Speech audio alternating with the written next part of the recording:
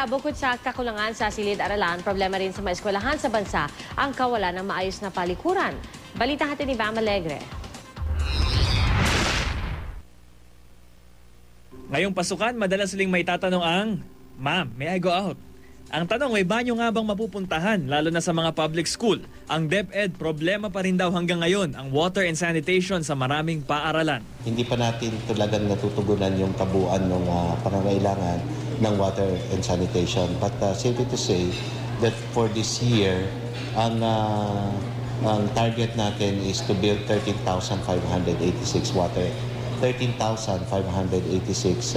water and sanitation facilities. No? Pero hindi lang sa mga eskwelahan problema ang mga banyo. Ayon sa UNICEF, umaalingasaw ang kakulangan nito sa Pilipinas at maging sa buong mundo.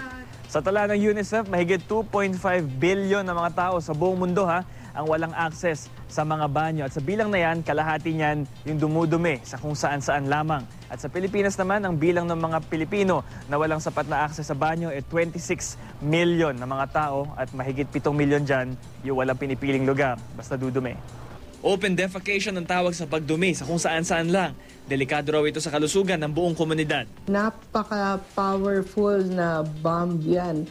More than 10 million viruses and bacteria and parasites ang makikita dyan sa simpleng 1 gramo. No? Natanong natin ang ilang kapuso sa social media, gaano nga ba kahalaga na may malinis na banyo ang mga Pilipino? Git ng isang netizen, refleksyon ito ng personalidad ng isang tao.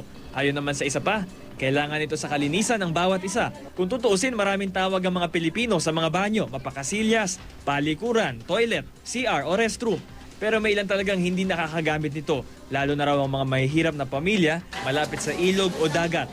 Kaya ang UNICEF ikinakampanya sa pamahalaan na sa taong 2028, sapat na dapat ang access ng mga Pinoy sa mga banyo. Marami sa ibang nating mga kababayan may cellphone, walang toilet dun sa bahay nila. And that's really sad. Sanitation is everybody's business.